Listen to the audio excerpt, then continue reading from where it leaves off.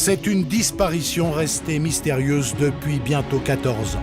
Celle du docteur Godard, de son épouse Marie-France et de leurs 2 enfants. Un meurtre sans cadavre, un naufrage sans épave. Déjà, bonjour l'équation. C'est comme un puzzle, c'est qu'il nous manquerait la moitié des morceaux. Un père de famille, un médecin de campagne, réputé pour être un excellent navigateur, qui disparaît du jour au lendemain à bord d'un voilier avec ses 2 enfants. Ce jour-là, Marie-France, son épouse, n'est pas avec eux. Mais plus personne ne retrouvera sa trace. Dès qu'ils embarquent sur le Nick, Marie-France va totalement disparaître. Que s'est-il passé à bord de ce voilier? Où est Marie-France Godard? L'enquête va révéler bien des secrets. Aujourd'hui, une nouvelle thèse est avancée.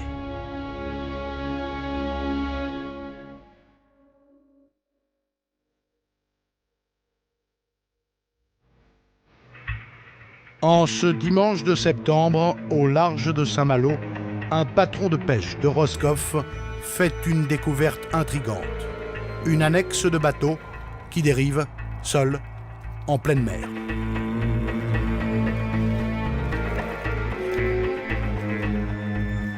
On retrouve une annexe qui est retrouvée dans une position un peu curieuse, puisque les rames ne sont pas installées pour s'en servir véritablement.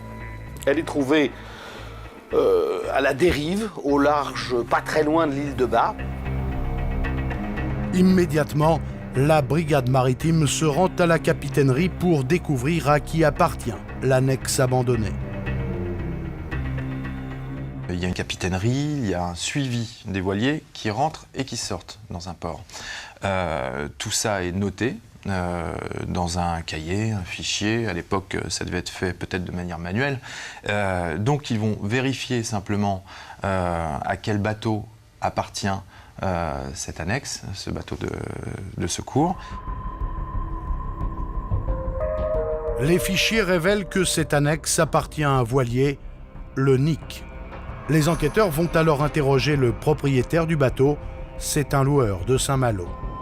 2 semaines auparavant, ce voilier de 9 mètres lui a été réservé par un homme, un certain Yves Godard.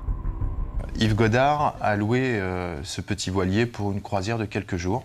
Il est censé partir le 1er septembre et rentrer le 5. Il ne rentre pas le 5. Le loueur explique aux gendarmes qu'Yves Godard a pris la mer avec ses 2 enfants. La croisière s'annonce idéale. Il faisait beau ce jour-là. Enfin, non seulement le jour, mais quasiment toute la semaine. C'était un peu l'été indien, on est fin août, début septembre, il n'y a presque pas de vent, la mer est belle. Selon le loueur, Marius et Camille, les enfants d'Yves Godard, jouent sur le ponton. Ils ont l'air heureux à l'idée de partir faire du bateau avec leur père. À 14h30, à l'heure de la marée haute, le père de famille quitte le port des Bas-Sablons à bord du voilier Nick.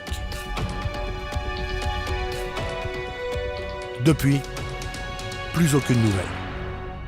Il y a un motif d'inquiétude. Donc là, légitimement, les enquêteurs, les autorités portuaires vont commencer à appeler et à tenter de retrouver la trace du docteur Godard. Et il va y avoir plusieurs appels qui vont être passés. Il y a des radios, normalement qui fonctionnent, des radios de secours, et puis un voilier doit pouvoir être rejoint à tout moment en cas de problème, et puis aussi donner un signal d'alerte si nécessaire. Et là, c'est le silence radio. Très rapidement, les enquêteurs lancent des recherches pour retrouver Yves Godard, 44 ans, ainsi que Marius et Camille, ses 2 enfants, âgés de 4 et 6 ans. Un avion survole la Manche et les côtes bretonnes pour tenter de repérer le voilier disparu, en vain. Les gendarmes cherchent alors des témoignages. Quelqu'un a peut-être vu quelque chose.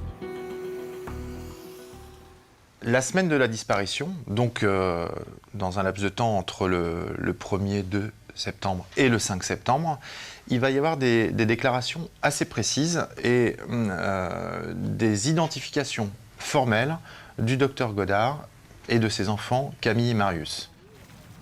Le premier témoignage est celui d'un douanier. Lors d'une sortie en mer, il a croisé le voilier Nick. C'est un bateau qu'il a contrôlé, un contrôle de routine. C'était le lendemain du départ en mer du docteur.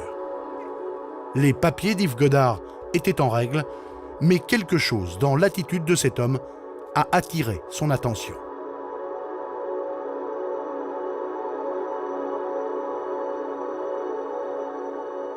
Lorsqu'il a voulu s'approcher de l'escalier descendant dans la cabine, il a eu l'impression, reconstituant ultérieurement les faits, que le docteur Godard se mettait un petit peu de travers pour empêcher toute investigation à l'intérieur. Et puis surtout, il aura spontanément une réaction curieuse, puisqu'il dira à l'un de ses collègues ce type-là aurait balancé sa femme à l'eau, ça ne m'étonnerait pas. Donc il va quitter ce contrôle de manière quelque peu désemparée, en trouvant vraiment le personnage bizarre. Mais le contrôle s'arrête là. Le douanier repart finalement comme il était venu. Il laisse Yves Godard et ses 2 enfants sur le voilier, en pleine mer. Il est la dernière personne à parler au docteur Godard. Une autre déclaration va permettre aux enquêteurs de retracer le parcours du médecin et de ses 2 enfants. Ils ont été aperçus à Bréhec, un minuscule port de pêche à l'ouest de Saint-Malo. Yves Godard y amarre le voilier plusieurs jours, un fait inhabituel pour les habitants du coin. L'anse de Bréhec est une anse dans laquelle les bateaux qui naviguent en Manche font escale la nuit. C'est un abri sûr. Rester plusieurs jours, à mon avis, ça n'a pas beaucoup d'intérêt. Ça peut toujours se faire. Mais bon, si on va quelque part, qu'on s'arrête dans l'anse de Bréhec, c'est pour se reposer la nuit et repartir le lendemain matin. Or, le voilier a l'air abandonné. La cabine fermée, les voiles affaissées. Depuis ce témoignage de l'anse de Bréhec, plus aucun signe de vie de la famille Godard. Sur le port de Saint-Malo, d'où est parti le voilier, les gendarmes trouvent en revanche le véhicule du docteur Godard. Il est venu avec son combi Volkswagen familial qu'il a transformé en camping-car. Ils vont perquisitionner à l'intérieur du véhicule. Et à l'intérieur de ce véhicule, ils vont découvrir quelques éléments inquiétants. Des ampoules de morphine, des calmants pour les enfants et des traces suspectes dont ils peuvent penser que ce sont peut-être des traces de sang. Sur la base de ces nouveaux éléments, les enquêteurs se rendent au domicile familial des Godard, à Tilly-sur-Seul, près de Caen. Yves Godard vit ici, dans cette ancienne grange qu'il a lui-même retapée. Dans la maison d'à côté, la voisine, une proche de la famille, était là au moment de leur départ. Toujours la première à attendre la boulangère pour acheter son pain, elle était levée de bonne heure ce matin-là et elle dit avoir vu le docteur partir en camionnette.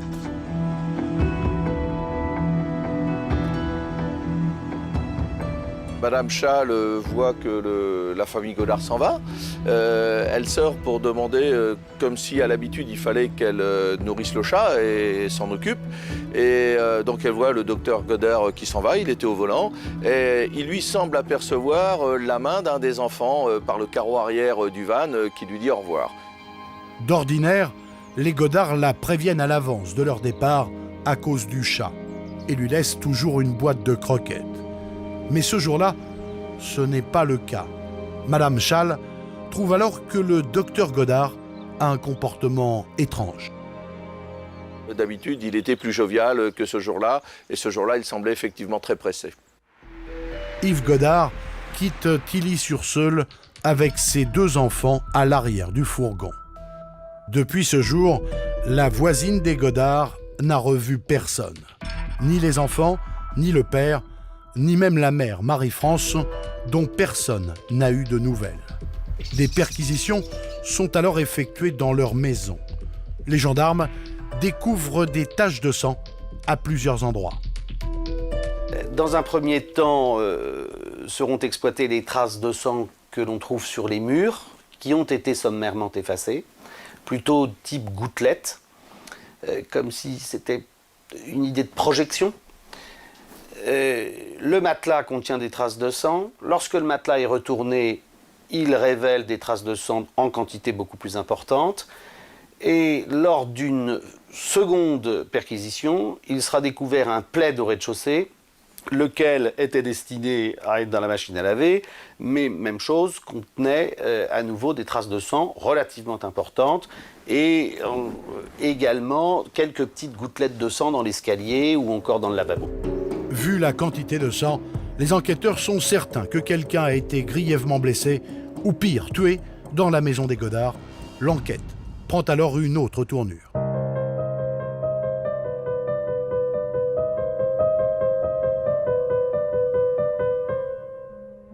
Les gendarmes vont alors tenter de découvrir à qui appartient le sang retrouvé au domicile de la famille Godard. Les analyses génétiques sont révélatrices.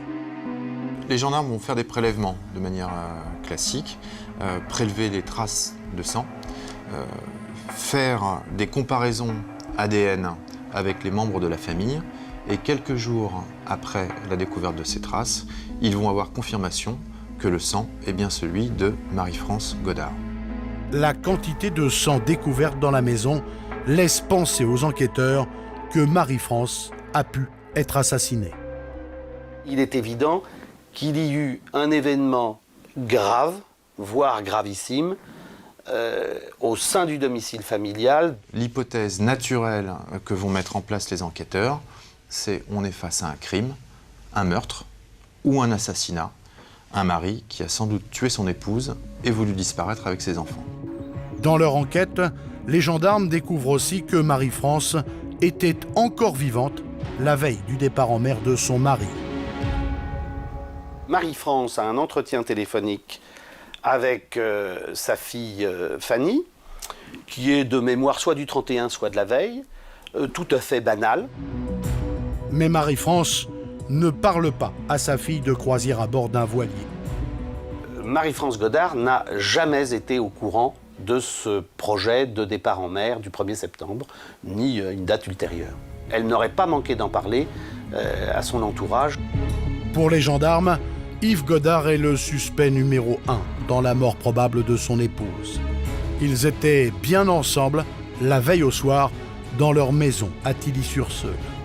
Mais les recherches pour retrouver le corps de Marie-France Godard ne donnent rien, ni autour de la maison, ni dans les bois environnants.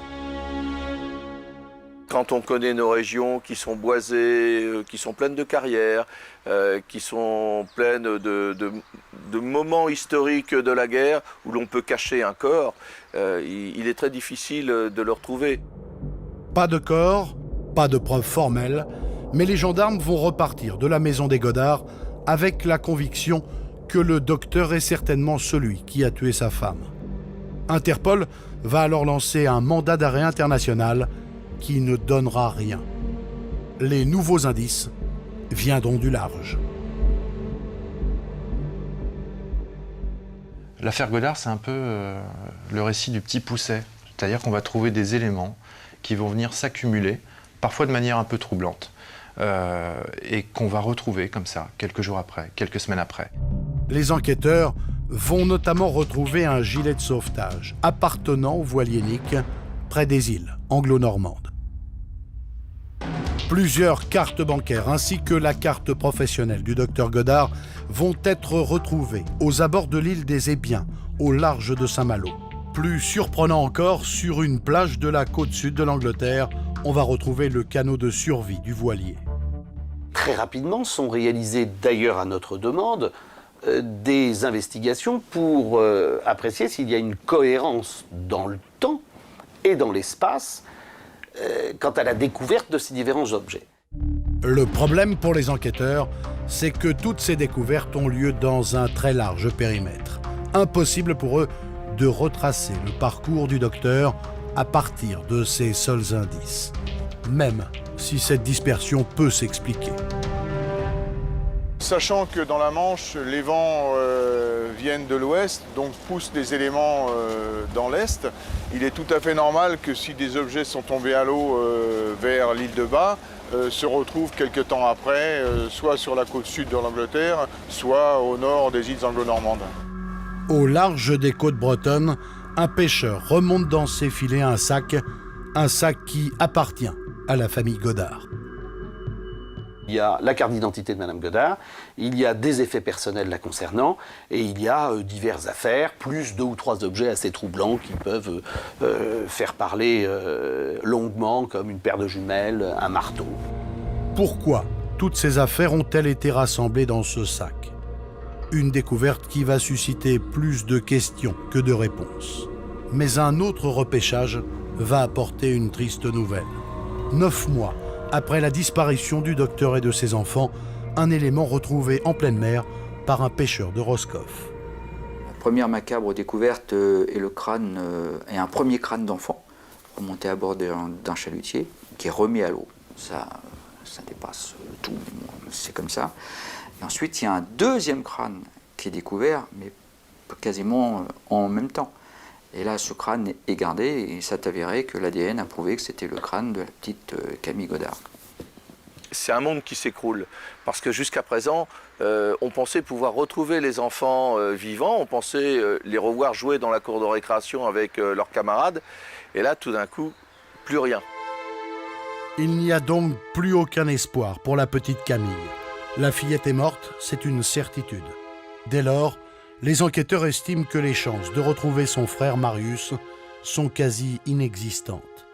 En revanche, plusieurs témoins disent avoir vu le docteur Godard, des témoignages recueillis aux 4 coins du monde. Il y aura des pistes en Crète, en Thaïlande, en Afrique du Sud, paraît-il en Chine, et donc en Floride, aux États-Unis, donc à Miami. Le docteur Godard serait partout, mais les enquêteurs ne le retrouvent nulle part. Jusqu'à ce jour de septembre 2006, 6 ans après la disparition de la famille Godard, où une découverte capitale fait basculer l'enquête.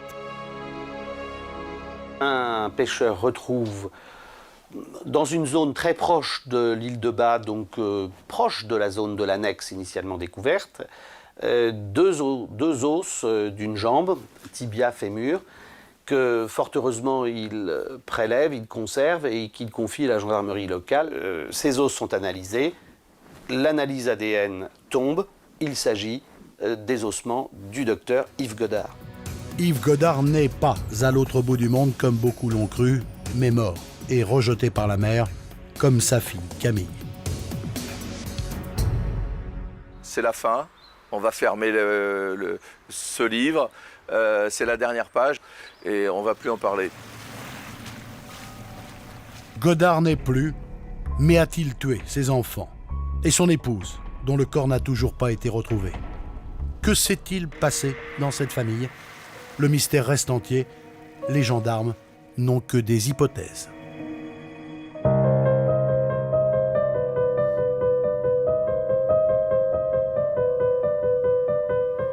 Très rapidement, les enquêteurs ne croient plus à la thèse du naufrage du voilier. Le docteur est un excellent navigateur. Le docteur Godard, c'est pas un plaisancier du dimanche. C'est quelqu'un qui vit avec la mer depuis sa plus tendre enfance. Il est né au bord des côtes. Il a une passion pour la mer et il pratique la voile de manière assidue, régulière. Yves Godard est donc un marin confirmé. Plus étrange encore, le jour de son départ, il faisait un temps idéal pour naviguer. Il n'y a presque pas de vent, la mer était belle. Même si vous heurtez quelque chose, je ne dis pas que ça se passe bien, mais vous avez le temps de mettre l'annexe à l'eau, de prendre la radio, d'appeler les secours. Moi, j'ai du mal à croire au naufrage. Autre élément qui tente à exclure la thèse du naufrage, l'épave du voilier n'a jamais été retrouvée. Alors le docteur Godard a-t-il éliminé lui-même toute sa famille avant de mettre fin à ses jours? Pour le savoir, les enquêteurs vont tenter de cerner la vie et la personnalité d'Yves Godard. Ils vont rapidement se rendre compte que ce n'est pas un médecin comme les autres. Godard, il a choisi la médecine générale, mais en restant ouvert à toutes les formules de médecine parallèle, douce, alternative, appelez ça comme vous voulez. Godard est un médecin original, voire parfois marginal. Dès le début de ses études, il prend de traverse la voie académique de la médecine et choisit un sujet de thèse assez étonnant. Il choisit de soigner les problèmes de dos, les problèmes de sciatique par l'acupuncture. Et d'ailleurs, d'emblée, il se situe à part dans l'univers de la médecine. Donc, et toute sa vie, il va persister dans cette voie-là, en étant à l'écoute de méthodes, que ce soit alors de l'astrologie médicale, de l'instinctothérapie qui consiste à manger de la viande crue. Enfin, il n'est pas fermé. Le docteur est donc une personnalité à part dans le milieu médical. Sur ces images, le docteur Godard anime une conférence ésotérique. La marche avant, la marche arrière. Est-ce qu'on ne pourrait pas, justement, avant la séance, faire une méditation ou quelque chose qui pourrait nous connecter avec ce qui nous guiderait éventuellement? Nous avons organisé une conférence, donc nous n'étions pas les seuls participants, il y en avait d'autres aussi du corps médical, et donc c'était sur les énergies, savoir faire la différence entre les bonnes énergies et les mauvaises. Ensuite, en janvier, donc là c'était un peu plus complexe, c'était sur les phénomènes spirituels, sur la réincarnation bien sûr, et la communication avec l'au-delà. Mais si le docteur est un peu excentrique, il a une excellente réputation dans la région. L'enquête a démontré de manière unanime la satisfaction de ses patients. Mais c'était manifestement un personnage très original à plusieurs facettes et très intelligent. Un personnage extravagant que personne ne décrit comme fou ou violent. Rien qui pourrait annoncer d'une manière ou d'une autre un crime, un assassinat. Yves Godard semble être un homme équilibré, un père de famille sans histoire. On les voyait faire du vélo ensemble, ils prenaient leur vélo, ils partaient sur des chemins de randonnée qui sont derrière, ils partaient régulièrement. Ici, sur la rivière, il faisait du canoë avec ses enfants. Le canoë était dans la grange, là, juste derrière, au pied de la rivière. Donc on sentait une famille unie. On sentait des parents qui aimaient les enfants et on ne voyait pas de problème. Un homme et une femme que l'on imagine heureux d'être ensemble, puisque l'un et l'autre ont divorcé de leur premier conjoint pour fonder un nouveau foyer. C'est une famille recomposée qui s'aimait, qui s'entendait bien. Les enfants avaient leur place ici, comme ils avaient leur place chez eux, père et mère de chacun des côtés. Et à notre connaissance, il n'y a jamais eu de souci entre la famille Godard et la famille recomposée Godard. Quel événement aurait donc pu pousser le docteur Godard à tuer sa femme et disparaître en mer avec ses deux enfants? Les relations d'Yves et de Marie-France étaient-elles moins simples et moins paisibles qu'il n'y paraissait? À cette époque, si Marie-France Godard est la femme de la vie d'Yves Godard, l'inverse, c'est peut-être pas vrai. On peut se poser la question de la qualité de la relation au sein du couple. L'amour de Marie-France Godard pour son époux se serait-il estompé au fil du temps? Certains témoins affirment que dans les mois qui ont précédé la disparition de son épouse, le docteur était tendu et rencontrait des difficultés. Il m'a appelé et là donc il m'a dit textuellement, avec une voix très très très sombre et très angoissée, j'ai des gros problèmes. J'ai pensé que ça pouvait être dans le couple. Yves Godard, mal dans sa peau, aurait-il décidé d'en finir avec la vie? C'est je dirais vulgairement, un pétage de plomb d'Yves Godard qui, d'un malaise existentiel, passe à un acte criminel. Et qui emporte dans sa démence et qui emporte toute sa famille parce que on a d'autres exemples comme ça. Il n'accepte pas peut-être de faire souffrir les survivants et il emmène toute sa cellule avec lui. Yves Godard aurait donc pu maquiller ce suicide collectif en naufrage. N'a-t-il pas volontairement calculé un naufrage du bateau techniquement au-dessus d'une fosse, car on sait qu'il y a des fosses marines comme les fosses des Casquets qui sont très profondes, rocheuses. Ça, c'est une thèse, ou alors est-ce qu'il est coincé entre des rochers pas très loin de la côte? Enfin, tout est possible. Aujourd'hui, une nouvelle thèse apparaît, celle d'Yves Godard, victime. Un livre sur la disparition du médecin écrit par le journaliste Éric Lemasson. Selon lui, le docteur aurait été assassiné.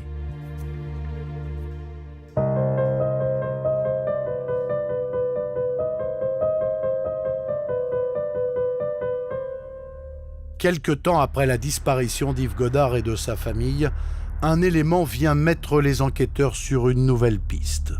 Il s'agit d'une lettre anonyme. Le courrier d'un corbeau qui arrive à la gendarmerie de Falaise, à 35 km du village où habitent les Godard. Le corbeau affirme qu'Yves Godard est bien vivant, qu'il vit en mer d'Irlande, sur l'île de Man. Il indique même que l'homme n'est pas tout seul. Il y a une forme d'injonction dans ce courrier, puisque l'homme ou la femme qui écrit cette lettre leur dit « Les enfants sont là, intervenez rapidement, il faut sauver les enfants ». Yves Godard et ses enfants vivants, cachés à l'étranger, ce courrier, même anonyme, est pris très au sérieux par les gendarmes.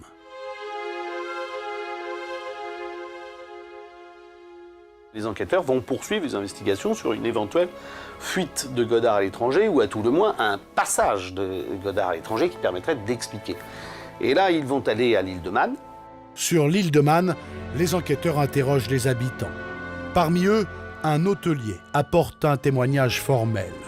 Il dit avoir hébergé Yves Godard et ses 2 enfants une semaine après leur disparition. Yves Godard aurait donc bien séjourné sur cette île. Une île connue pour être un paradis fiscal. Yves Godard a-t-il placé de l'argent? C'est ce que les enquêteurs veulent vérifier. Car Yves Godard est un membre actif de la CDCA, la Confédération des commerçants artisans et professions libérales. CDCA regroupe pas mal de professionnels qui exercent dans le même domaine que lui, des artisans, des entrepreneurs, qui estiment qu'il aurait fait une forme d'injustice et qu'ils sont d'une certaine manière persécutés par les impôts, par l'URSSAF, et qui prônent tout simplement une forme d'évasion fiscale, ou en tout cas qui recommandent parfois de manière quasi officielle déplacement à l'étranger pour échapper à l'impôt en France. On payait des sommes colossales, très importantes. On était remboursé en maladie qu'à 50%, ce qui nous obligeait à prendre une complémentaire, ce qui alourdissait encore, bien évidemment, le coût.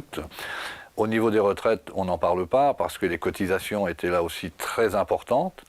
Mais les confrères qui se trouvaient à la retraite se trouvaient avec des retraites de misère. Dans leur combat idéologique contre les taxes de l'État, les membres de la CDCA cessent de payer leurs cotisations sociales en France. Le docteur Yves Godard rejoint cette organisation au début des années 90 avec le même sentiment d'injustice. Le docteur Godard s'inscrivait parfaitement, puisque le docteur Godard, comme n'importe quelle profession libérale, le commerçant artisan, subissait la même pression. Il est clair, il est évident que ces sommes, il les sortait au même titre que nous, commerçants ou artisans. Yves Godard aurait donc fait le choix de ne plus payer ses cotisations sociales à l'État français. Il aurait alors déposé ces sommes dans des paradis fiscaux. Dans ce cadre-là, il a placé de l'argent à l'étranger. On retrouve un compte sur l'île de Madère et un compte sur l'île de Man. Yves Godard aurait donc pu se rendre sur l'île de Man dans le but de récupérer tout l'argent qu'il y aurait placé. Mais pour quelle raison ? Quand on arrête de payer ses cotisations, on commence par recevoir des lettres de rappel, des menaces, bien évidemment, des commandements de payer, puis ensuite le huissier qui continue à faire monter la pression. La pression des huissiers, des problèmes de couple, des raisons qui auraient pu pousser le docteur Godard à vouloir prendre la fuite pour tout recommencer à zéro avec l'argent de ses comptes secrets. Mais les choses ne se seraient pas passées comme prévu. il veut récupérer ses fonds et il se rend compte que les fonds qu'il a placés ont disparu et je pense qu'il est prêt à révéler l'organisation frauduleuse liée à la Confédération des commerçants et artisans. Il est prêt à faire cette révélation, si j'ose dire, urbi et torbi. Et puis voilà, il est assassiné et puis il disparaît et puis on organise sa disparition. Yves Godard assassiné, c'est la thèse que défend le journaliste Éric Lemasson. Une théorie qui n'explique ni comment ni pourquoi Marie-France Godard serait morte dans leur maison avant le départ de son mari avec ses 2 enfants sur le voilier. Ça reste une énigme très sinistre, très dramatique, très douloureuse pour les familles, évidemment, que de savoir ce qu'est devenue Madame Godard. Bientôt 14 ans après le drame, le mystère de la disparition d'Yves Godard et de sa famille reste entier.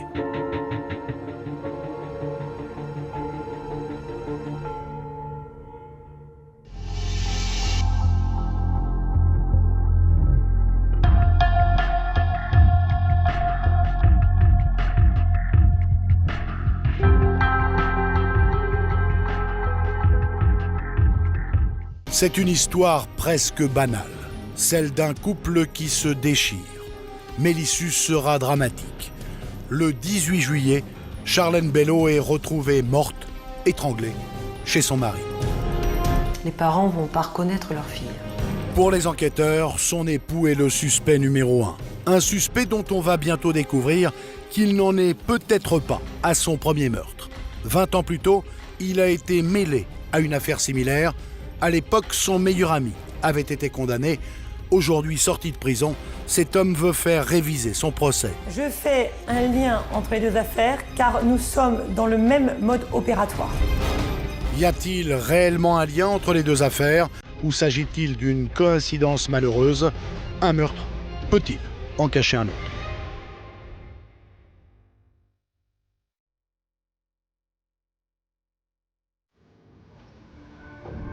En cet après-midi d'été, Charlène Bello quitte son travail.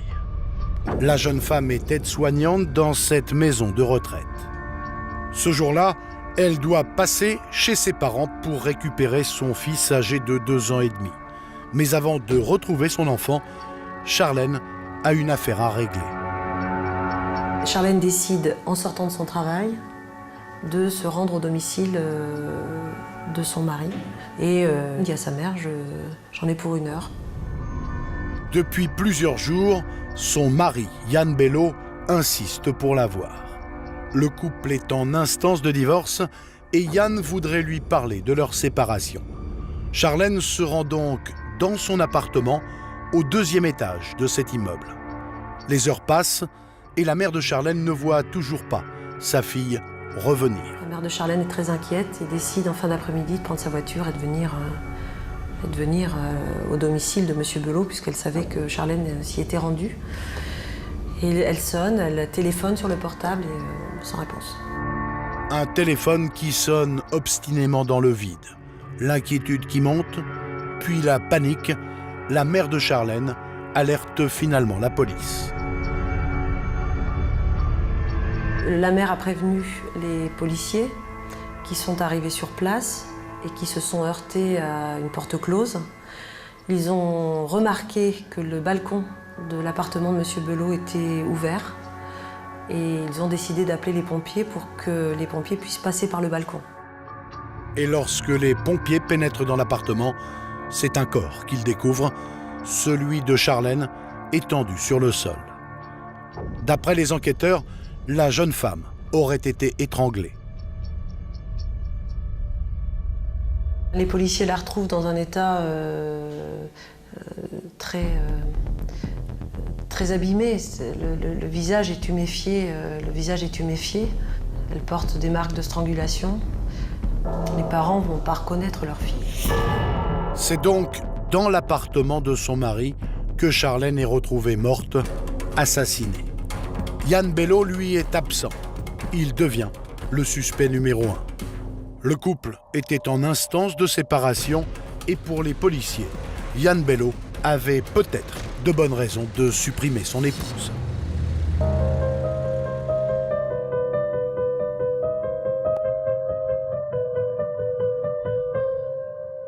Les policiers vont découvrir que depuis quelques mois, les relations entre Yann et Charlène Bello sont tendues à l'extrême.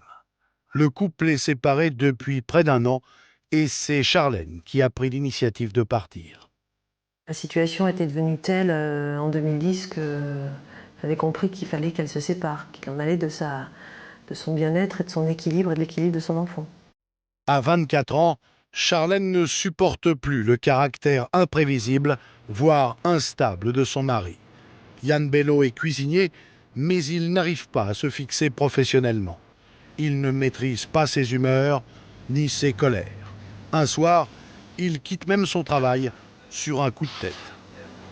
Yann Bello est arrivé vraiment ivre et il a commencé à semer les embrouilles. Donc après, petit à petit, ça s'est envenimé.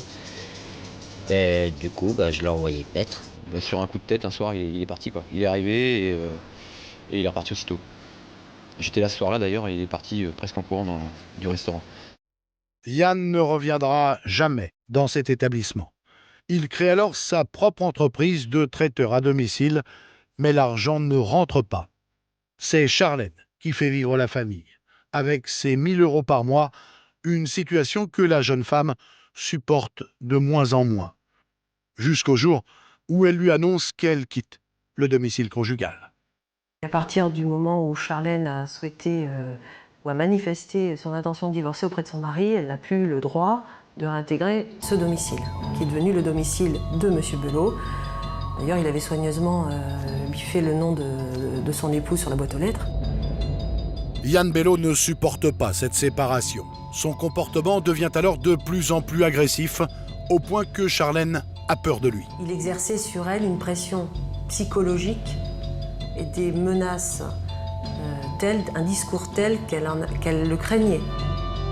Pour lui nuire, Yann Bello aurait même publié des photos intimes de Charlène sur Internet. Des photos qu'il aurait aussi envoyées sur les boîtes mail des employeurs de la jeune femme. Toute cette colère, toute cette tension laisse croire aux enquêteurs qu'une dispute a pu éclater entre Yann et Charlène et conduire à ce drame. Les policiers veulent retrouver Yann Bello pour savoir ce qui s'est réellement passé. Ils vont retrouver la trace du suspect le soir même, quelques heures après la découverte du corps de Charlène. Il va dîner avec un ami et les policiers le cueillent à la sortie du restaurant. Yann Bello est immédiatement placé en garde à vue. À 6 h du matin, lorsque son avocat arrive, Yann Bello fait ses toutes premières révélations. Et il me dit « j'ai tué ma femme ». Yann avoue le meurtre de sa femme devant les policiers. C'est lui qui l'aurait étranglée. Il explique alors dans quelles circonstances est survenu le drame. Je crois qu'elle lui dit à un moment donné qu'elle avait refait sa vie ou qu'elle avait un copain, et je pense que ça, il ne le supporte pas. C'est sa chose et il ne va pas supporter l'idée qu'elle se détache de lui et qu'elle décide de le quitter. On ne quitte pas Yann Bello. Ils s'engueulent et ils se bagarrent, et puis ils voient rouge. Pour Yann Bello, c'est une dispute qui a mal tourné. Jamais il n'a souhaité la mort de son ex-compagne. Pour moi, c'est pas prémédité, c'est pas préparé, c'est pas organisé. Il n'y avait même pas pensé. C'est boum, je deviens excité, énervé, parce que les garçons n'aiment pas qu'on touche à leurs copines. Et les maris n'aiment pas qu'on touche à leurs femmes. L'excès de colère d'un mari jaloux. Voilà ce qui aurait tué Charlène Bello. Un coup de sang, presque un accident. Mais le nom de Yann Bello apparaît dans une autre affaire. Une affaire de femme étranglée.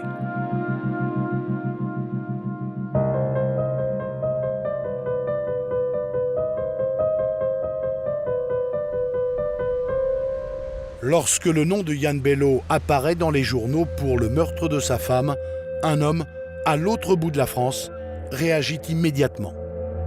Quand en juillet, une dépêche de l'agence France Presse de quelques lignes annonce qu'un jeune homme originaire des Vosges a été arrêté pour le meurtre présumé de sa compagne et que je vois, virgule, Yann Bello, 40 ans, je bondis. Car 20 ans plus tôt, Yann Bello a été mêlé à une affaire presque identique.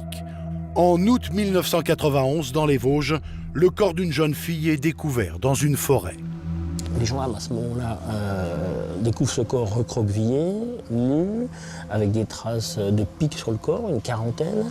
Et il y a simplement un torchon autour du cou qui laisse supposer qu'elle a pu être étranglée. Il y a un double nœud. Et dans un premier temps, ils ne savent pas à qui ils ont affaire. Une mort par strangulation. Le lendemain, les gendarmes identifient le corps. C'est celui de Valérie Bechtel, une jeune fille de 20 ans, tuée chez elle, à Chavelot, dans un petit village à quelques kilomètres d'Épinal. Dans la maison, un magnétoscope a été dérobé. 1 mois plus tard, les recherches sont encore au point mort, jusqu'à ce qu'un jeune homme de 20 ans, Raphaël Maillan, un ami de la victime, vienne voir les gendarmes. Et Raphaël Maillan va se comporter en adjoint de gendarmerie. Et il va indiquer quels sont les copains de Valérie, quelles sont les copines, quelle a été sa vie. Quand vous avez quelqu'un de proche qui décède, vous voulez savoir coûte que coûte.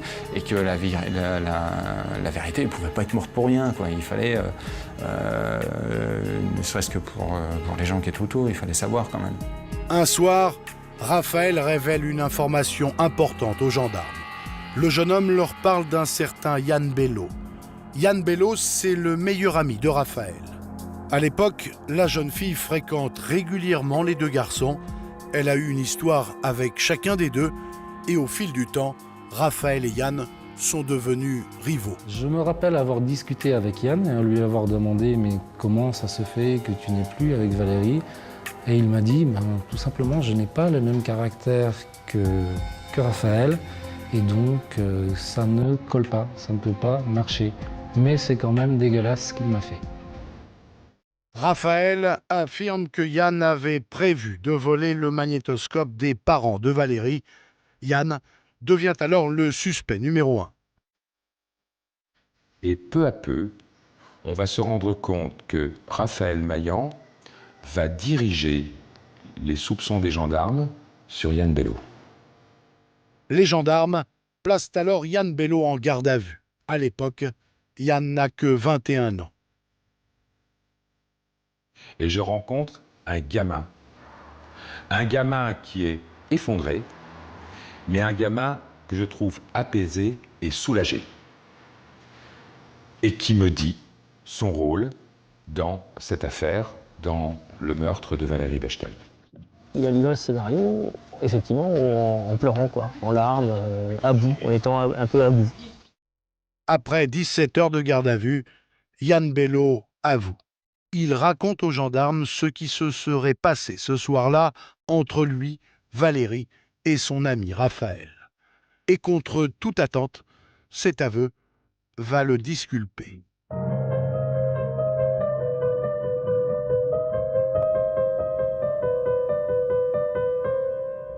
Interrogé par les gendarmes, Yann Bello avoue donc qu'il était bien dans la maison de Valérie ce soir-là. Il reconnaît même être à l'origine du projet de cambriolage. Mais s'agissant du meurtre, il accuse directement son meilleur ami, Raphaël. J'ai un poids qui m'arrive en pleine face, mais en même temps, comme je fais confiance aux gens qui sont autour de moi, je me dis que ça ne va pas durer longtemps. Yann Bello explique alors aux gendarmes comment, avec son ami Raphaël, ils ont préparé leur coup. Raphaël Maillan aurait dit à Yann Bello qu'il avait un client qui aurait pu receller un magnétoscope. Ils se rendent donc à Chavelot, dans le pavillon des parents de Valérie Bechtel en vacances. Les deux garçons sont convaincus que la maison est vide. Ce soir-là, Valérie doit dîner au restaurant. C'est le moment idéal pour agir. Il affirme que Raphaël Maillan casse le petit vassis d'as du garage pour pouvoir ouvrir le verrou, et il rentre dans la maison. Il monte à l'étage, Et ils pénètrent sur leur droite, où se trouve donc le salon-salle à manger des parents de Valérie. Et le magnétoscope se trouve sous la télévision, à leur droite. De mémoire, ils ouvrent le frigo pour avoir un peu de lumière. Et on ne sait pour quelle raison, pendant que Yann Bello s'affaire à enlever les prises du magnétoscope pour le prendre, son compagnon, lui, se rend dans le couloir et jusqu'au fond à droite où se trouve la chambre de Valérie. Et Yann Bello entend alors un cri. Bello monte à l'étage et Bello dit j'assiste à une explication entre Maillan et Valérie. Le ton monte, il lui met une gifle et Bello dit Maillan m'a dit casse-toi. C'est entre elle et moi. Dans sa version, Yann déclare avoir aussitôt quitté la maison, laissant Valérie en compagnie de Raphaël. Il met le magnétoscope dans sa voiture et roule vers Épinal.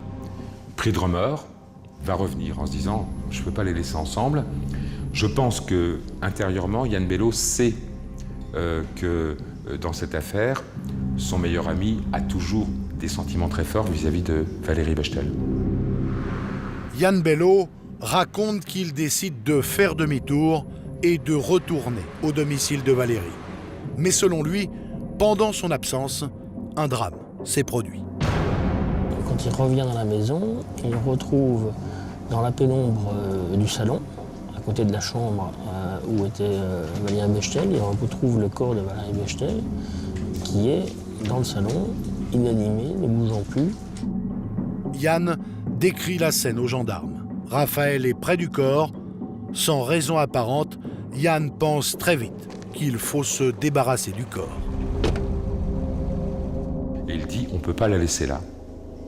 Et donc, ils vont transporter la jeune fille dans la forêt de la Souche à Thaon-les-Vosges. Pour prouver la sincérité de ses propos, Yann désigne alors l'emplacement où il a dissimulé le magnétoscope volé. En avouant sa présence sur les lieux du crime, Yann Bello se rend crédible. Raphaël Maillan, lui, nie tout en bloc. Il n'était pas là, dit-il. Il n'a rien fait. Il n'a rien vu. J'ai pas de ligne de défense. Je suis pas là. Je me défends à quoi? Je dis ben non, je suis pas là. Et à chaque fois qu'on me pose des questions, quand on me demande de refaire la reconstitution, je dis mais j'étais pas là. Je peux pas faire la reconstitution, c'est hors de question. On va faire la reconstitution sous les dires d'un coinculpé qui ment. Donc c'est pas possible. D'ailleurs, quand ils me demandent si je veux un avocat, j'en veux même pas. Ils sont tellement convaincus qu'il y a des empreintes, il y a le curage des ongles de la victime qui va être fait, qu'il y a du sang. Je dis, s'il y a tout ça, moi je sais pas, voilà. Une fois que vous avez vos analyses, pour moi c'est fini. À ce moment-là, les enquêteurs n'ont aucune preuve de culpabilité, ni de Yann, ni de Raphaël. Aucune empreinte, aucune trace. Pour les gendarmes, la version la plus crédible semble être celle de Yann, qui reconnaît au moins avoir été là. Raphaël, lui, s'obstine à dire qu'il était absent. Mais il y a un problème. Il n'a pas d'alibi. Et son explication ne convient pas aux enquêteurs. Les gendarmes vont croire Yann Bello. C'est celui qui amène la solution de l'énigme sur un plateau aux enquêteurs et aux magistrats. Donc, quand on vous amène le paquet filet garni avec le petit nœud dessus, vous êtes déjà mieux traité que si vous êtes quelqu'un de retors, etc. Finalement, le dossier est renvoyé devant la cour d'assises des Vosges. Raphaël Maillan entre au palais de justice, menottes aux poignets. Yann Bello, lui, comparaît libre. À aucun moment, je pense être condamné. Je me dis, bon, c'est le dernier coup de théâtre, même si on m'envoie aux assises, ce qui n'était pas prévu non plus, ce que je ne pensais pas, je me suis dit, c'est le dernier coup de théâtre, et du coup, la vérité va encore sortir là, encore un peu de naïveté, de dire, bon, voilà, il va avoir une pression, il va finir par craquer. Pendant 3 jours, les avocats des deux parties s'affrontent. Chacun garde sa ligne de défense. Les avocats de Maillan plaident l'acquittement. C'est parole contre parole. Le 3e jour, c'est sur moi qu'on interroge. On ne recommence pas sur Bello. Là, je me dis, ils ne veulent pas la vérité, ils me veulent moi, point. Et là, je sais que le 3e jour, c'est foutu, j'ai compris. Au terme des 3 jours de procès, la Cour condamne Yann Bello à 2 ans de réclusion pour avoir transporté le corps. Raphaël Maillan, lui, est condamné pour le meurtre de Valérie Bechtel à 17 ans de prison. C'est un coup de massue, on ne sait pas quoi faire. On est pris, quoi. On est pris. Je suis entre 2 gendarmes, je peux que rien faire. Après, le seul truc que je ne peux pas faire, c'est m'écrouler. Pendant toute la durée de sa détention, Raphaël n'a de cesse de clamer son innocence. Il sort de prison en 2004 après avoir purgé sa peine, mais ne compte pas en rester là. Il souhaite être innocenté.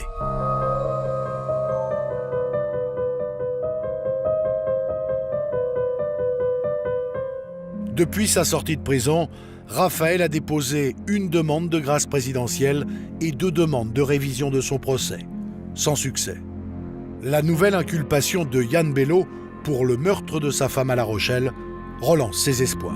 Et c'est un coup de tonnerre quand même, parce qu'on se dit, mais c'est incroyable, et si c'était pas Maillan, quoi. C'est terrible. Et si c'était pas Maillan. Cette fois, sa nouvelle avocate est bien décidée à obtenir la réouverture du dossier. Elle a désormais un nouvel atout dans sa manche.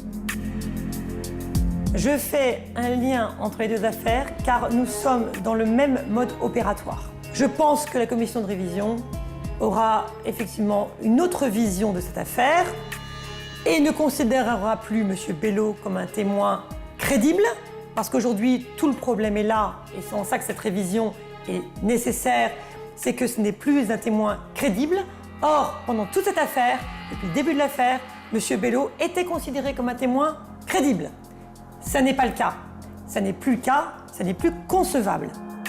En septembre 2011, une nouvelle demande en révision du procès a été déposée. Une tâche difficile, seuls 7 procès ont été révisés depuis 1945. Je considère que la justice doit reconnaître ses erreurs. Pour M. Maillan, c'est une erreur. Cet homme est innocent et il est évident que nous devons tout faire, je dois tout faire pour clamer son innocence et prouver que ce n'est pas lui qui a commis ce meurtre de Mme Valérie Bechtel. Aujourd'hui, Raphaël Maillan est éducateur sportif à Nancy. Il a refait sa vie, mais n'est pas prêt d'abandonner son combat. J'ai gagné quelque chose, moi, de l'histoire. Parce que moi, j'ai souffert, mais pas comme lui. Moi, j'ai souffert de 10 ans d'incarcération où j'ai dû vivre comme un condamné, mais pas comme un coupable. Et lui, il a vécu à l'extérieur comme un coupable, et ça, je pense qu'il a payé quelque part, quoi. Je me dis toujours que je saurai un jour, quoi. Sinon, ça serait triste pour moi. Si la révision de son procès n'effacera sans doute jamais ses années de détention, Raphaël espère être innocenté par la justice. En cas de nouveau procès, Yann Bello, lui, pourrait être réentendu dans l'affaire Bechtel. En attendant, il purge sa peine de prison.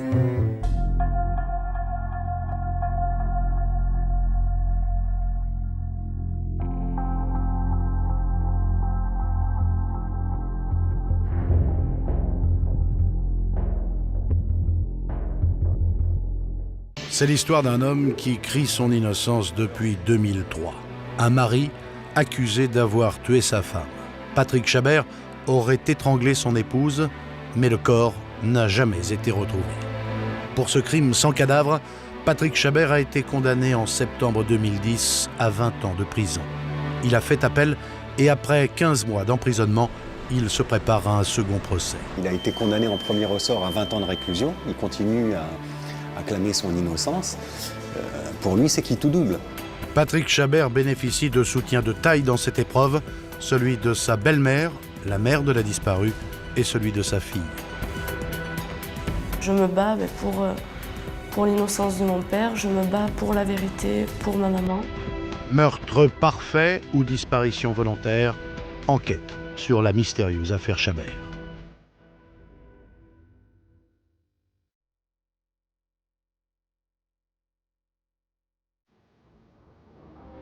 L'histoire débute par une absence inhabituelle. Le 11 juin 2003, Nadine Chabert ne se présente pas à son travail. Elle a ce jour-là plusieurs rendez-vous importants et n'a prévenu personne d'un éventuel retard. Les collègues de travail de Nadine Chabert sont préoccupés parce que Nadine Chabert est décrite comme quelqu'un qui est extrêmement ponctuel, très rigoureuse dans son travail et qui a l'habitude de prévenir dès lors qu'elle a un simple retard. Les heures passent, ses collègues inquiets tentent de la joindre à plusieurs reprises, mais elle ne leur répond pas. Ils envoient une de ses collègues de travail qui voit la voiture de Nadine devant la maison fermée, personne. Et donc l'employeur, le directeur de l'agence dans laquelle elle travaille, prend la décision d'alerter la police, le commissariat de police de Martigues. Les policiers de Martigues ont déjà reçu l'appel d'une amie de Nadine Chabert qui n'a plus de nouvelles d'elle depuis la veille. Face à l'inquiétude de cette personne et des collègues de travail de Nadine, les enquêteurs effectuent les vérifications classiques. En premier lieu, ils se tournent vers Patrick, le mari de Nadine. Le mari de Nadine Chabert va expliquer que sa femme est partie à Paris en stage, qu'il l'a déposée à un rond-point de la ville voisine qui est Fos-sur-Mer la veille, et qu'elle est partie avec un collègue à Paris et qu'elle n'a pas du tout disparu. Patrick Chabert n'a plus eu de nouvelles de Nadine depuis la veille, mais il ne montre pas d'inquiétude particulière face au silence de sa femme. Une attitude qui étonne les policiers. C'est ce qui va d'emblée leur sembler assez contradictoire parce qu'on a des collègues de travail qui sont très inquiets, mais un mari et une mère, puisque la mère de Nadine Chabert n'est pas très inquiète non plus, qui eux sont quand même assez sereins. Elle avait dit à Patrick qu'elle partait en stage, puis comme elle nous avait habitués à partir un week-end ou à plusieurs jours chez des amis, on ne s'est pas inquiété du tout. Les policiers découvrent alors le mode de vie des Chabert. Si Patrick n'est pas préoccupé par la disparition de Nadine, c'est aussi peut-être parce que depuis 2 ans, une certaine distance s'est installée au sein du couple. C'est un couple en instance de divorce. Lui n'est là que le week-end, ils se voient très peu, ils se téléphonent pratiquement jamais. Et ils vivent malgré tout sous le même toit, mais dans des chambres séparées. Ce qui fait que il n'a pas à s'intéresser aux affaires de sa femme. Elle lui dit « je pars en stage », il n'est pas dans la situation d'exiger des comptes. Ces circonstances pourraient expliquer le détachement de Patrick Chabert. Mais les policiers veulent l'entendre sur son emploi du temps du 10 juin, car ce jour-là, il ne travaillait pas. Il a déjeuné avec sa femme et sa fille avant de se rendre à un enterrement. 3 jours auparavant, sa grand-mère maternelle est décédée. Et donc, il explique aux enquêteurs qu'il doit aller aux obsèques de sa grand-mère maternelle parce qu'il doit porter le cercueil. À peu près à 1h, ma mère est rentrée du travail. Au bout de 5 minutes, on s'est de suite mis à table. On a mangé tous les 3, tout se passait bien. La seule chose que je ressentais, c'était la tristesse de mon père par rapport à la perte de sa grand-mère. La cérémonie a lieu à 14h. Lui, il ne peut pas être aux obsèques à 14h parce qu'il dépose sa femme à ce fameux rond-point à 14h15. Il lui reste ensuite un trajet à faire entre Fos-sur-Mer et Arles, où se passent les obsèques. Il y arrivera vers 14h45, à temps pour la cérémonie d'inhumation. Il portera le cercueil, il sera au milieu de sa famille. Patrick Chabert arrive en retard aux obsèques, mais ses proches ne remarquent rien de suspect dans son comportement. Les investigations se poursuivent. Les enquêteurs se rendent au domicile du couple afin de rechercher des éléments sur Nadine. Des éléments qui pourraient expliquer sa disparition. Au cours de ces recherches, ils découvrent une curieuse mallette. Il y a dedans des écrits qui sont jugés un petit peu ésotériques et qui vont en effet accréditer le fait que peut-être que Nadine avait certaines activités spirituelles. Ces écrits interrogent les enquêteurs qui se demandent si Nadine Chabert ne serait pas partie de son plein gré. Ils entendent Hélène Pérez, la mère de la disparue. Ces déclarations vont conforter les policiers vers cette piste. La mère de Nadine Chabert, Hélène Pérez, va en plus expliquer aux enquêteurs que Nadine, depuis quelque temps, était beaucoup plus distante de la famille, qu'elle la voyait moins souvent, qu'elle s'occupait moins de la maison, moins de sa fille, et puis qu'elle faisait vraisemblablement partie d'un groupe spirituel, d'un groupe de parole, qu'elle avait des activités un peu ésotériques. Et Hélène Pérez va en effet mentionner ça tout de suite aux policiers. À ce stade des investigations, les enquêteurs s'orientent vers l'hypothèse d'un départ volontaire, peut-être dans un mouvement sectaire. Il y a des éléments qui vont tout de suite venir infirmer cette hypothèse, notamment le fait que personne n'a touché les comptes de Nadine et qu'il n'y a aucun retrait d'argent sur ses comptes bancaires. Dans ces conditions, difficile d'imaginer que Nadine Chabert a fui sans argent et sans moyens de communication. La piste est finalement abandonnée.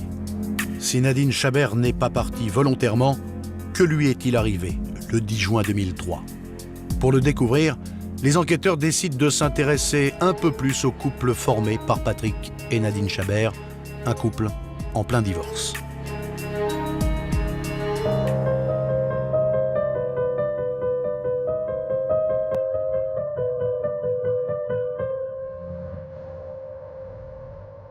Au cours de leurs investigations, les policiers découvrent qu'au moment où Nadine Chabert disparaît, le couple va très mal.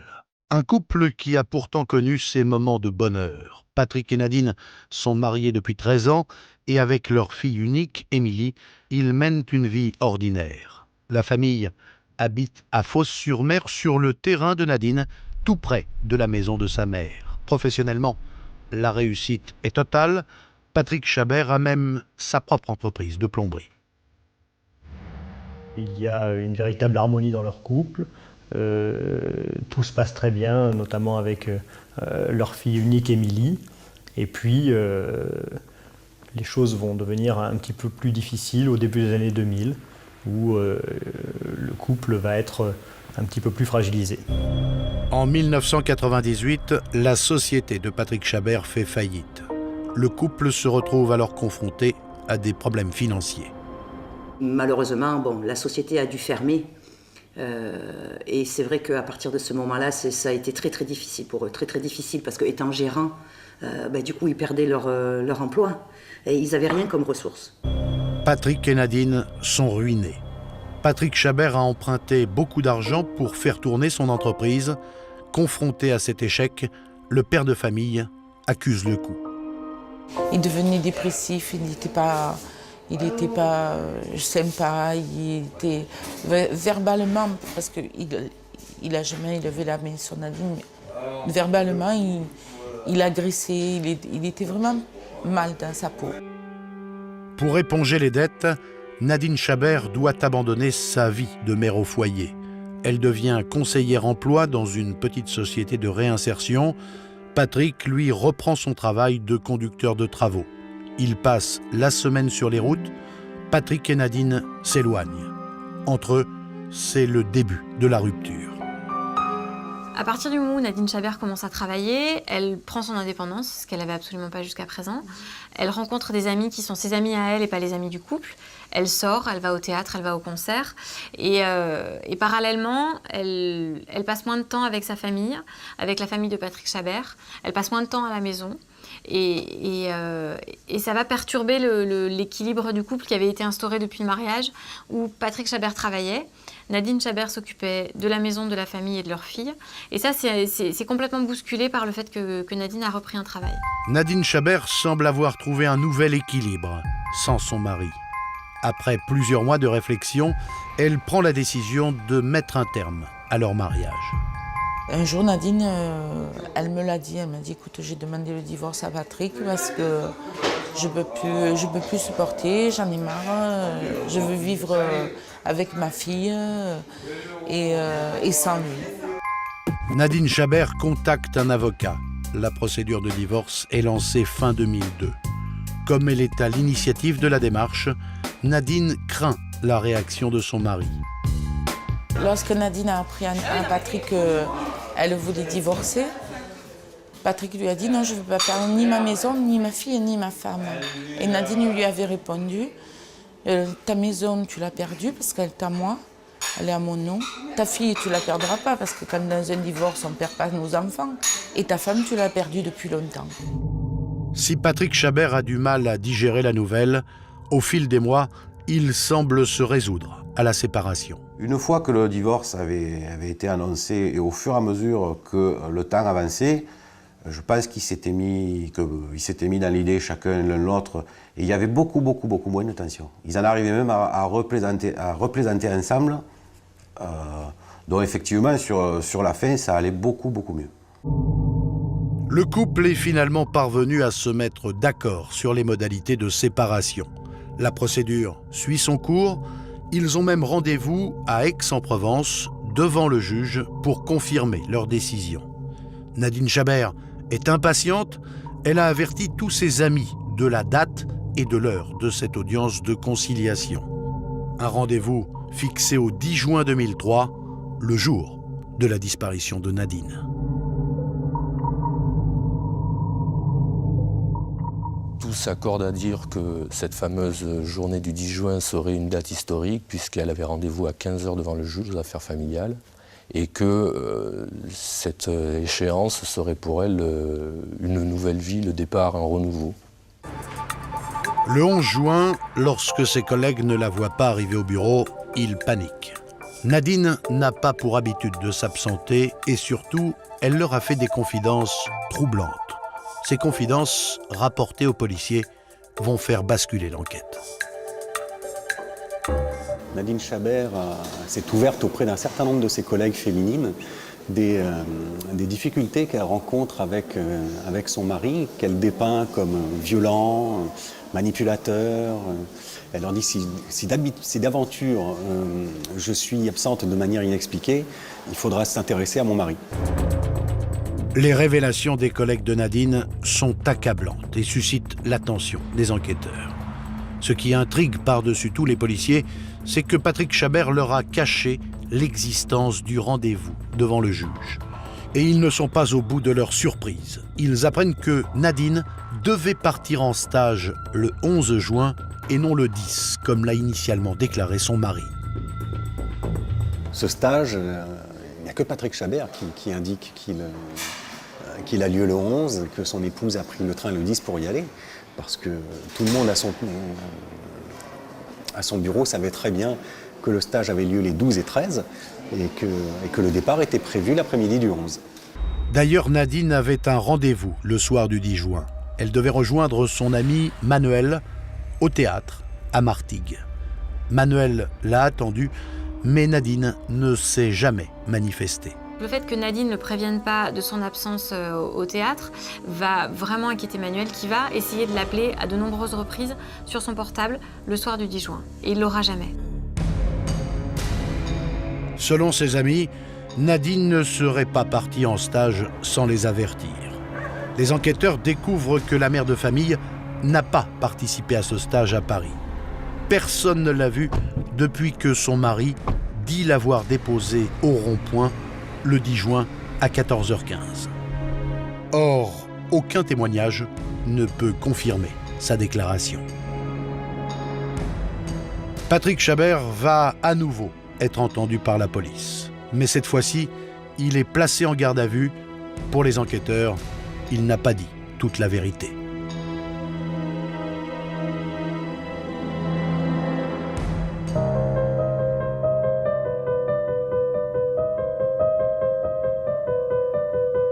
Un mois et demi après la disparition de son épouse, Patrick Chabert est placé en garde à vue au commissariat de Martigues. Les policiers veulent des explications. Ils veulent savoir pourquoi Patrick Chabert ne leur a pas parlé du rendez-vous chez le juge. Patrick Chabert ne parle pas de la date du 10 juin aux enquêteurs pour une bonne et simple raison, c'est qu'il a toujours indiqué qu'il ignorait cette date du 10 juin comme étant celle du rendez-vous devant le juge. Les enquêteurs ont du mal à croire que Patrick Chabert ne connaissait pas cette date. Un courrier a été envoyé au domicile du couple pour les avertir. Et puis ils se demandent comment Patrick Chabert aurait pu ignorer la date de son propre divorce. Ça va commencer à instaurer un énorme doute parce qu'il se trouve en face d'un mari qui est en instance de divorce, qui dit qu'il n'est pas au courant de la date du divorce, que lui, de toute façon, devait aller à l'enterrement de sa grand-mère et qu'il ne savait absolument pas que ce jour-là, il devait divorcer. Les policiers lui font répéter une nouvelle fois son emploi du temps. Patrick Chabert dit avoir passé la matinée chez lui. Il a ensuite déjeuné en compagnie de sa femme et de sa fille, puis il est parti en voiture avec Nadine. Il explique tout d'abord qu'il a dû déposer sa femme à un rond-point à Fos-sur-Mer pour qu'elle soit récupérée par un collègue et pour qu'ensemble ils puissent partir en stage à Paris. Il dit qu'il est allé ensuite à Arles pour l'enterrement de sa grand-mère à laquelle il était très attaché. Ensuite, il dit qu'il est allé à un cours d'équitation d'Émilie pour lui faire coucou et qu'ensuite il est rentré à la maison où il a passé la soirée. Grâce au relevé téléphonique de Patrick Chabert, les enquêteurs peuvent vérifier ses déclarations et contrôler chacun de ses déplacements. Très rapidement, les policiers se rendent compte qu'il ment. Patrick Chabert n'a pas passé la nuit chez lui entre le 10 et le 11 juin. Les policiers savent, notamment via la carte bancaire de Patrick Chabert, qu'il est allé à Toulon le soir même et qu'il n'a pas dormi à Fos-sur-Mer chez eux. Patrick Chabert déclare avoir voulu rencontrer l'un de ses fournisseurs le lendemain matin dans un hôtel. Les enquêteurs suivent alors le trajet de Patrick Chabert à la minute près. Ce soir-là, il réserve depuis son domicile une chambre d'hôtel à la Valette du Var, près de Toulon. Il est 23h01. Puis il part tout de suite de chez lui. Il prend l'autoroute et 50 minutes plus tard, franchit un premier péage à Aubagne. Mais après, les policiers perdent sa trace. Ensuite, on ne trouve plus aucune trace de l'utilisation de sa carte de péage, comme s'il avait payé avec autre chose ou s'il avait pris une autre route. Et on le retrouve plus de 2 heures plus tard à l'hôtel de la Valette. Patrick Chabert arrive finalement à son hôtel à 2h33 du matin. Ce qui intrigue les enquêteurs, c'est le temps qu'il a mis pour parcourir les 60 km jusqu'à l'établissement. Ce soir-là, il n'y avait pourtant pas de travaux sur la route, ni accident qui aurait pu ralentir sa progression. En reconstituant intégralement le trajet, les enquêteurs vont mettre grosso modo 1h30 et ils vont s'apercevoir que Patrick Chabert a mis près de 3 heures pour faire exactement le même trajet qu'eux. Donc 3h30 même. Donc il y a dans son emploi du temps, de cette nuit-là, il y a un trou de 2 heures. Les policiers veulent savoir ce qu'il a fait pendant ce laps de temps, en pleine nuit, entre son domicile et Toulon. Ils insistent, qu'est-ce que vous avez fait pendant ces 2 heures ? Et là, les inspecteurs de la PJ insistent, mais vraiment, quoi. Ils le mettent en face de cette réalité incontournable. Et pendant un moment, Patrick Chabert, on se demande s'il n'est pas sur le point de flancher. Et lui qui arrive toujours à tout expliquer, il leur dit « je ne sais pas, je vais en prendre pour 30 ans ». Et puis il réfléchit, il leur dit « ah mais non, j'ai oublié mon ordinateur ». Patrick Chabert affirme donc être sorti de l'autoroute pour aller récupérer son ordinateur chez lui, à Fos-sur-Mer. Puis sur le trajet, il l'aurait finalement retrouvé en passant la main sur la banquette arrière de sa voiture. Il aurait donc fait demi-tour et repris le chemin de l'hôtel. Cet aller-retour explique, selon lui, les 2 heures de trop sur son temps de parcours. Mais les enquêteurs en doutent. Ils pensent que ce temps-là aurait pu lui permettre de se débarrasser du corps de sa femme. Ses fonctions d'ingénieur béton et le fait que pendant ces 2 années-là, il se soit exclusivement consacré au chantier de construction de la prison de la Farlède vont amener le juge d'instruction, peut-être, certains enquêteurs, à soupçonner que Patrick Chabert aurait pu profiter de sa connaissance de ce chantier pour couler le corps de son épouse dans le béton frais des fondations de la prison. et le faire ainsi disparaître à jamais. Mais ça n'a pas pu être vérifié. Faute d'éléments suffisants, Patrick Chabert ressort libre de sa garde à vue. Mais les investigations se poursuivent, notamment pour rechercher des éléments matériels, les traces d'un éventuel crime. À l'issue de sa garde à vue, Patrick Chabert va ressortir libre, ce qui n'empêche pas les policiers de continuer à travailler, et notamment d'examiner la voiture de service de Patrick Chabert, sa voiture professionnelle. Et dedans, ils vont découvrir ce qui va forcément les interroger. Ils vont découvrir dans le coffre de la voiture de Patrick Chabert, dont Nadine Chabert ne se servait pas, des cheveux de Nadine Chabert, dont le profil correspond à celui de Nadine Chabert. Ces cheveux sont placés sous scellé et analysés. Un ADN mitochondrial est mis en évidence. Cela signifie que ces cheveux peuvent tout à fait appartenir à Nadine Chabert, mais ils peuvent tout aussi bien être ceux de sa mère, Hélène Pérez. Pour les policiers en tout cas, cette découverte renforce leurs soupçons. Le corps de la mère de famille a pu être transporté dans le coffre de la voiture avant que Patrick Chabert ne s'en débarrasse dans la nuit.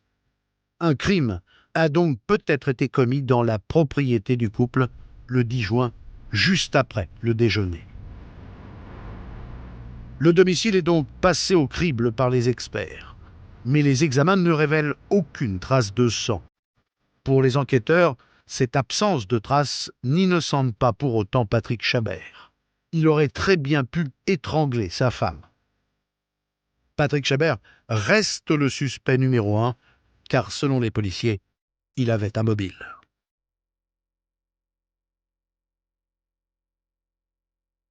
L'hypothèse des policiers est que Patrick Chabert redoutait par-dessus tout cette audience de conciliation devant le juge des affaires familiales.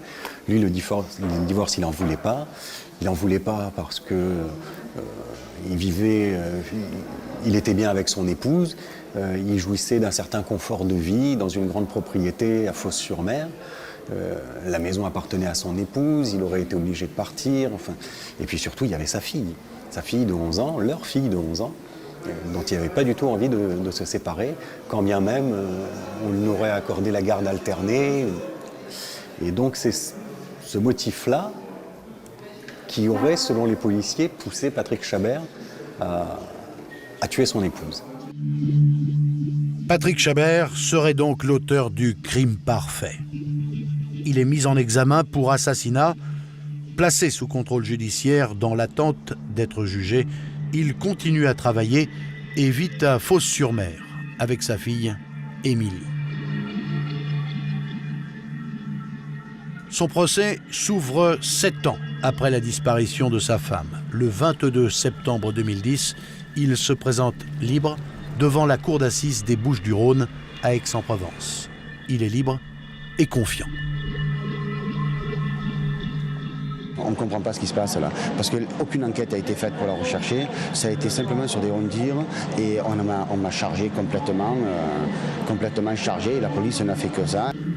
Pour sa défense, Patrick Chabert peut compter sur le soutien de sa fille Émilie, convaincue qu'il est totalement étranger à la disparition de sa mère. Mon père, il n'est pas capable de faire une chose pareille. Et il n'y a aucune preuve, il y a tout qui démontre qu'il est innocent. Et je ne doute pas de son innocence, ça c'est sûr. Mais durant le procès, Patrick Chabert va être mis en difficulté, notamment lorsqu'il est question de préciser son emploi du temps le soir du 10 juin. Dans le box, lorsqu'il doit justifier les 2 heures de trop sur son temps de parcours, il perd patience et fait un lapsus désastreux. Il va dire au président qui l'interroge, on sort de l'autoroute à Aubagne. Et ça va marquer les esprits parce que Patrick Chabert, qui n'a cessé de répéter qu'il était seul dans la voiture, dit on a presque l'impression qu'il se vend puisqu'il dit qu'il sorte de la voiture. Donc tout le monde va se demander s'il est seul dans la voiture, s'il y a 2 personnes ou s'il y a Patrick Chabert et un cadavre dans la voiture. Après 3 jours de débat, le verdict tombe implacable. Patrick Chabert est reconnu coupable du meurtre de sa femme. Il est condamné à 20 ans de prison. Il passe sa première nuit à la maison d'arrêt de Luynes, près d'Aix-en-Provence. Sa fille crie à l'injustice. Émilie Chabert va être totalement effondrée à l'issue du premier procès qui a vu la condamnation de son père et la condamnation à la peine de 20 années de prison. Ça a été un véritable cataclysme pour Émilie. Anéantie, Émilie va se plonger dans le dossier. Elle veut démontrer l'innocence de son père et tenter de découvrir, 8 ans après, ce qui a pu arriver à sa mère.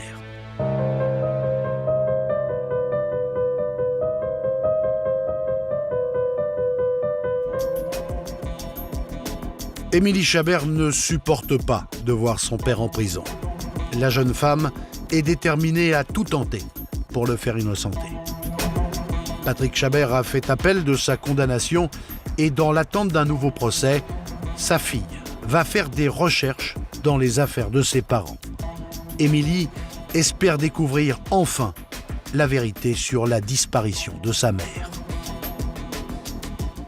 J'ai fouillé dans toute la maison, je suis allée dans le garage récupérer tous les cartons où il y avait des vieux papiers autant de mon père que de ma mère.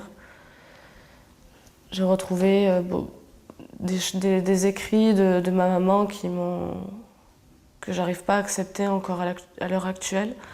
Des choses noires, des appels, des communications avec des esprits ou des choses complètement irréalistes. Ces écrits sont aussitôt transmis à la justice. Ils vont être évoqués lors du procès en appel de Patrick Chabert. Ces nouvelles pièces pourraient semer le doute. Aux yeux des avocats, ces écrits laissent présager du pire quant au sort de Nadine Chabert. Je m'inquiète beaucoup parce que si la police avait vraiment fait une perquisition dès le début, elle serait tombée sur ces écrits et sûrement l'enquête elle aurait pris une autre tournure et on n'en serait pas là aujourd'hui. Au début de l'enquête, l'hypothèse d'un départ volontaire a rapidement été écartée. Or, ses proches n'ont cessé de dire que Nadine Chabert avait un comportement étrange et qu'elle aurait pu partir de son plein gré. J'ai vu ma fille qui est changée petit à petit, qui s'éloignait de nous. Moi, psychologiquement, j'ai l'impression c'était la vérité. Elle s'éloignait de son mari, elle s'éloignait de moi.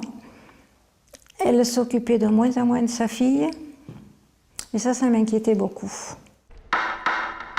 À l'ouverture de son procès en appel devant la cour d'assises du Var à Draguignan, Patrick Chabert a passé 15 mois en détention. Pendant ce temps, il a travaillé sa défense et se montre plus combatif. Il n'a qu'un objectif, être enfin innocenté.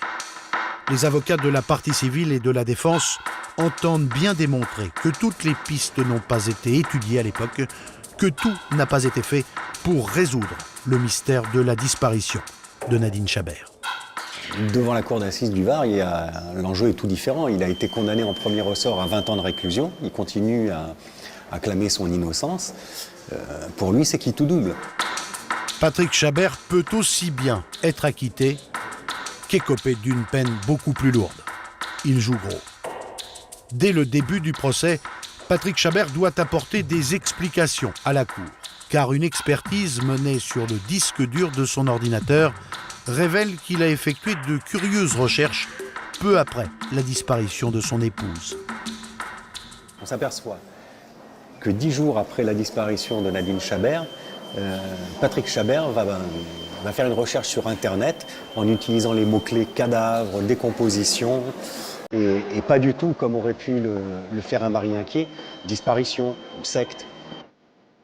Patrick Chabert explique qu'il a eu peur que des gens aient caché le corps de sa femme autour de la maison.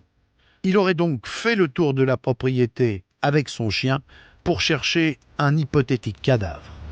Patrick Chabert va également être interrogé sur le trou de 2 heures dans son emploi du temps le soir du 10 juin.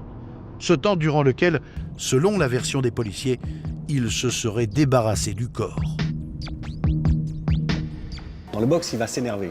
On sent bien qu'il est un peu fatigué de répéter toujours la même chose et de devoir se justifier sur tout un tas de choses. On lui demande comment ça se fait que vous ne vous souveniez pas de ceci, vous ne vous souvenez pas de cela. Pourtant, la journée du 10 juin, c'est quand même une journée importante. C'est la journée de la disparition de votre épouse et même la journée des obsèques de votre grand-mère.